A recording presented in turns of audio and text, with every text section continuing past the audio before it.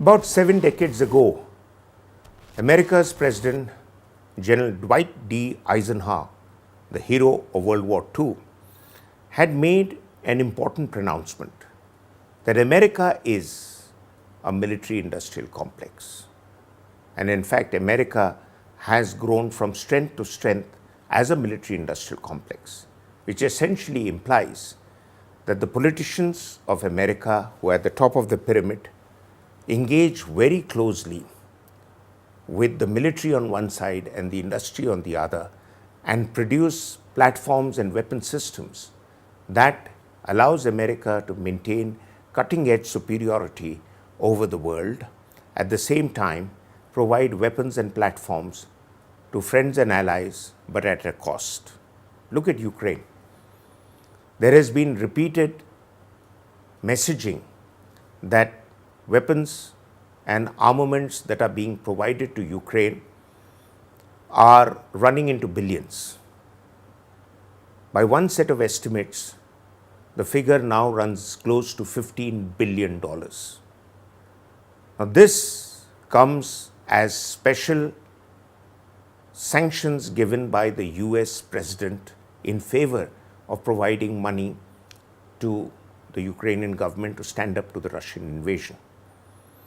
And the American Congress has been asked from time to time to enhance America's defense budgeting so that America can continue to support countries like Ukraine in their fight against authoritarian regimes like that of Russia, or maybe China tomorrow if China were to invade Taiwan. America's agenda, of course, on the face of it is to preserve democracy. But underlying that is the fact that America wants top-end weapons to be sent to America's friends and allies. The NATO countries, which have for long received American weapon systems, are now being asked to provide all that to Ukraine, and huge amounts of anti-tank weapons, anti-aircraft weapon systems, machine guns, ammunition, medical field and base hospitals, and personal armaments that soldier wears and carries are all being provided to the Ukrainians. Now, this is not only helping the Ukrainians to resist the Russian attacks on the cities in particular, where the Ukrainian army are part. Twice the number of that are the citizen soldiers who are standing up and defending the fall of Ukraine to Russian advances. But the money that America has been offering and sanctioning is being routed back to America's defense industry, which is always looking for more funds coming in to sell the weapon systems that are on a roll. They keep producing it, they keep looking for markets, whether in India or now in European countries, especially Ukraine. America has a historical record for that. More recently, in public memory, about 30 years ago, when America launched Gulf War I against Iraq and Saddam Hussein, America had expected the cost of the conflict to be about $70 billion. Eventually, the conflict cost close to $100 billion. By some conservative estimates, it might have gone to more. But records show that nearly 80% of that money was provided by the Saudis and the Kuwaitis, and a bit more by some other Gulf countries. So effectively, America fought the war to so-called protect the Gulf countries on the money of the Gulf sheikhs, who were terrified of authoritarian rulers like Saddam Hussein or Hafiz Assad of Syria, who is the father of the current Bashar Assad, or even Muammar Gaddafi of Libya, providing an alternate model to Arab people that there is another way of running their countries other than by the police state monarchies that Arab states are. America, in fact, made money out of Gulf War I. And two academics in the US wrote a book on Gulf War II and conservatively put the estimate of that conflict, talking about all the destruction it had inflicted and the money that went into rebuilding the states, etc., at $3 trillion. And that's big money. So therefore, the military-industrial complex not just produces weapons, it uses them to destroy societies. Like American platforms are being used by reckless Saudi pilots to destroy Yemen, where there's nothing left to destroy. And they make money out of it, like they did by selling those platforms to regimes in the Arab world, whether a post-war Iraq or using them in Afghanistan and leaving them worth billions and billions, some say 80 billion worth of military platforms were left behind by America when it scooted out of Afghanistan. So what's going to happen in Ukraine?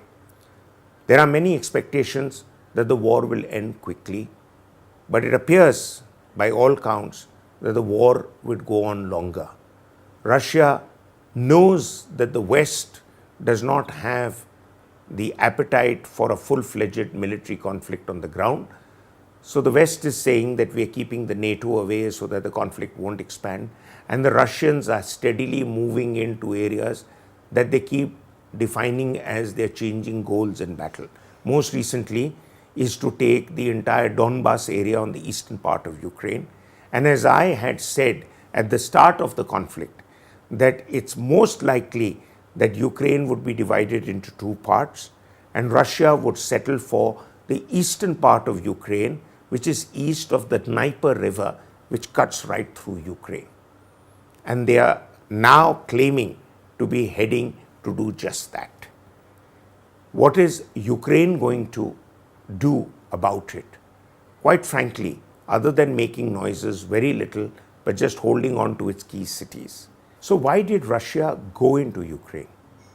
On the face of it, they argued to stop the expansion of NATO, and Russia really had a case over that because NATO countries had begun to dismiss their promises and arrangements that existed between them and the collapsing Soviet Union at the end of the Cold War. And even the Budapest Pact and the various memorandums that came out of it was something that NATO increasingly was not in a mood to honor. But the way Russia has shoddily implemented its military campaign has come as a surprise to a lot of people. Also, the fact that Russia has been unable to influence the course of the conflict in a way they thought it would run into a 2 or 3 week conflict, which is running into 3 months now and maybe more, has shown the limits of military equipment that even superpowers can use to influence decisions. Twice in recent memory, both in Afghanistan and in Ukraine, military superpowers have been unable to influence decisions on the ground just on the basis of the high-tech weapon system they have. But Russia has another financial agenda, and that is, as long as the conflict remains high and going full on, Russia will benefit from the prices of oil that are high worldwide.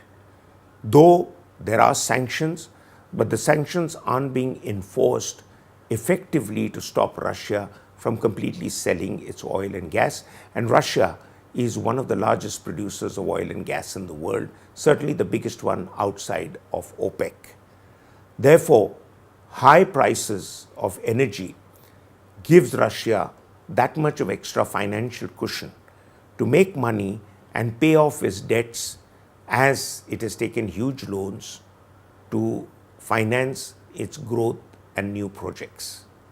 So it suits America to have the war going on longer and longer and pumping money on the face of it in support of Ukraine, but which gets siphoned off, as one eminent journalist at least wrote in the Economic Times, to say the announcement of $13.6 billion a month ago by the United States saw $13 billion go back into the American defense industry. And Russia wants the war to continue because it'll still make money out of selling oil and energy at prices that Russia had not envisaged. And most importantly, if Russia gets to control Ukraine, and it's unlikely Russia would be able to do that, but that was the earlier aim, then Russia would have been controlling a landmass which provides 30% of the world's grain and food resources and become the Saudi Arabia of the world in terms of grain and food resources, notwithstanding the minerals, rare earth and uranium that is in abundance in Ukraine. Therefore, the war is about money, is about making profits out of conflict. Unfortunately, the people at the receiving end neither get the money nor the peace that they have always wanted.